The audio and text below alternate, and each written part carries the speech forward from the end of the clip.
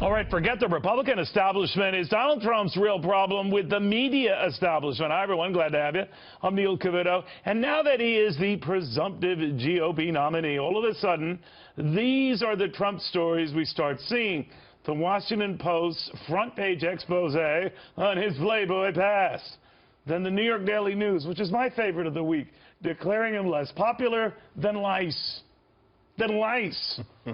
And the lice, we understood, were upset. Anyway, Charles is asking, where is the same over-the-top type of stories on Hillary Clinton, Bernie Sanders? I'm not saying that they're not out there, but there are not as many of them out there. Also joining us, Charlie Gasparino, Adam Lashinsky, and look who's here, Kennedy. Yay. Ben Stein is off this week. I think he's doing a Denny's opening. Dagan McDowell doing her usual great job hosting Bulls and Bears. Happy to have all here. Charles Payne, to you first. I don't mind when you look into these personal details. Okay, if you're going to hire a 25-person team at the Washington Post to dig into Donald Trump, have at it. I just didn't remember hearing the same zeal with Senator Barack Obama or seeing it to quite the same enthusiasm with Hillary Clinton. That doesn't mean I'm not seeing it, just not to the same degree. Well, to a large degree, the mainstream media hasn't changed its spots. I mean, they were over the top excited in 2008, particularly for President Obama, or then candidate Obama. And as far as the Washington Post hiring 20 people to investigate Donald Trump, what I found more interesting is the fact that their decision not to do the same with Hillary Clinton, that we already know who she is, and almost every single day, another bombshell. We just discovered, right, Kenny, yeah. this week we just discovered through the Clinton Initiative a lot of the money from key donors, key pals. That's absolutely right. I mean, what do we think the Clinton Initiative was for? This is a major pay-for-play service. It's like pay-per-view in the 80s when boxing was exciting and so illegitimate. But, Adam, I'm looking at that, and I know you look at this and say, well, Donald Trump is the new candidate. We don't know a lot about him. All true, all fair, all right. But when it's Jeff Bezos who owns the Washington Post, the same guy said he wanted to put Donald Trump in space, and these are the same guys who might criticize Rupert Murdoch, who owns a media empire, for saying things. I'm thinking, well, where's the fairness in that? What say you? Well, I think it's totally fair to put all sorts of resources against the man who's going to be the nominee of one of the major parties. And I think the point that we made Even earlier is more so than anyone else. Because, yes, because he's never held public office. And, by the way, the latest news on Hillary Clinton came out because the mainstream media reported it and has been reporting extremely aggressively on her. But the fact is, she was elected to the Senate. And who reported it in the mainstream media? I don't know. I thought it was in the New York Times, Neil, but maybe I'm wrong about that. We'll have a quiz after the show. All right. I'm looking at this, Charlie Gasparino, and I'm saying, have at it if you want to go delve into the personalized account. Sometimes that can be very instructive. A lot of people who don't know a lot about a person, they do read a lot into what they're personally like. And I'm looking at this, and I'm saying, Donald Trump, you kept amazing company. But I'm looking at this, I'm wondering, where's the fair part of this? What do you think? Yeah, I mean, as someone who used to delve into people's private lives myself, that was part of my job back in the day. I will say this. Listen, I don't think we can sit here and say that there hasn't been the full-on treatment on the Clintons. I mean, the reason why we know about the Clinton Foundation is because of some very good reporting in the New York Times. Yes, the Wall Street Journal has done a story recently about more of the sleazy stuff. The New York Post. Yeah, but the New York Times does it too. I mean, they've been all over this Clinton stuff. What I'm saying is this. And here's where it gets really. The New York Post did what? What story did the New York?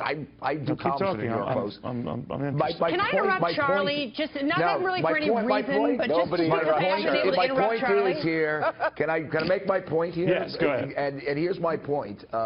The Clintons have gotten the full-on treatment. Obama really hasn't, and I think that's where you really have an issue here of media bias. President Obama, hung around with a guy named Tony Resco with a very bad record, hung around with Reverend Wright, who was insane, and we never saw that every day. And that was the comparison I was trying to make. If you're making here's a new entity, someone who just burst on the public stage, you don't know much about him, and you could argue that with Donald Trump, at least in this sphere, while people think they know him running for president. Yeah, I could see that. What I'm wondering, Charles Payne, is that is this really just about making money, too? We don't know that Donald Trump rates a story like that, it was no accident the Washington Post put on the front page. It sells newspapers. So you both bite and shake the hand that feeds you. I think this is why they call it earned media, right? You know, running with Trump in the media these days doesn't hurt. But back to the central topic. This is something that's been going on for a long time.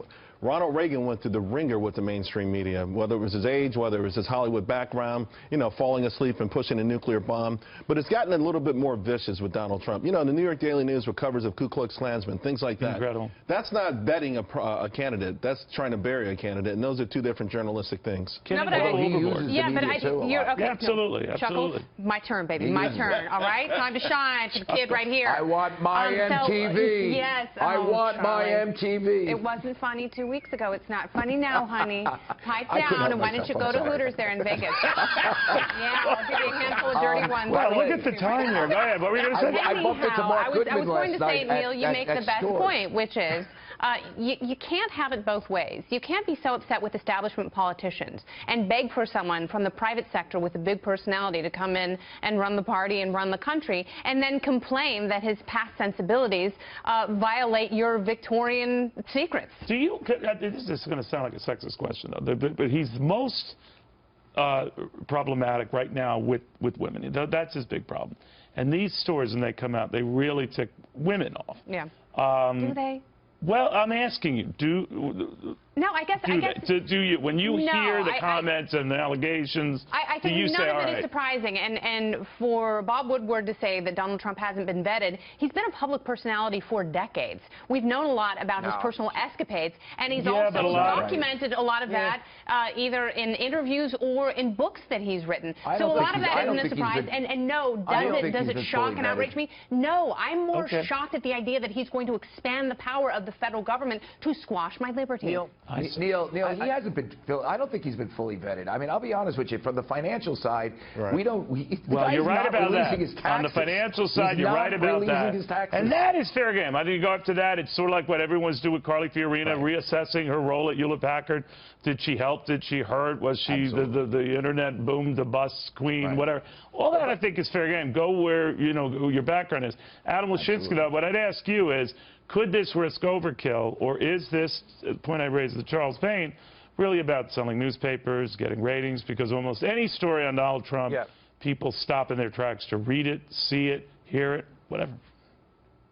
I just don't think that overkill is the media's problem. I mean, we have some good examples here. We have the lice, worse than lice in a tabloid, and we have the delving into his past. Do you think that's overkill? Do you think the lice story is overkill? Do you think the fact that lice are now suing is overkill? I think that's what tabloid newspapers do. They put a picture of lice against the candidate on the front page. And Fortune magazine does a cover story scrutinizing his business career. I've never seen you put lice and Donald Trump on the front of your fine magazine. Not yet. Clickbait. Not yet. That's right. Although, but you're saying you're open to it. You're going to see how this goes. You might be open to it. That's right. But you know what I can see? I think, Ken, I'll raise it with you. I think this is the way this race is shaping up. Yeah. It's just going to be nasty, dirty, dress and tarp, because this is the way it's going to go. But it's interesting because anyone who's tried to fight Donald Trump this way, they have not emerged victorious.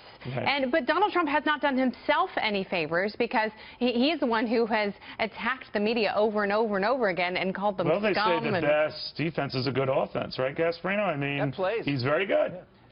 Yeah, listen, this guy knows how to use, listen, we're talking about how much bad stuff is on him. Let's be clear. Donald Trump, and we were first to report this at Fox Business, generated billions of dollars in free media by his opening his mouth and saying some really sometimes stupid things, but it kept the media cycle going. So this guy we're doing a segment, leading the show with him right this very minute. Someone said all media is good media. That's right. You're right about that. We're talking about him, right? You're exactly right. It's not quite a free ad, but I will say this, Neil. The financial stuff is what's going to nail him, because that stuff is still obscure, and the fact that he's not releasing his taxes is going to do. That's going to cause that might be another more substantive issue. Get into this other stuff. I don't know. It's all part of the same package, and many people, in retrospect, probably would have wished they got more of the personal details on JFK. But back then, it was a different time, wasn't it? It was a different time. It really was. Yeah. I remember it so well. You were baking and all that stuff. All right.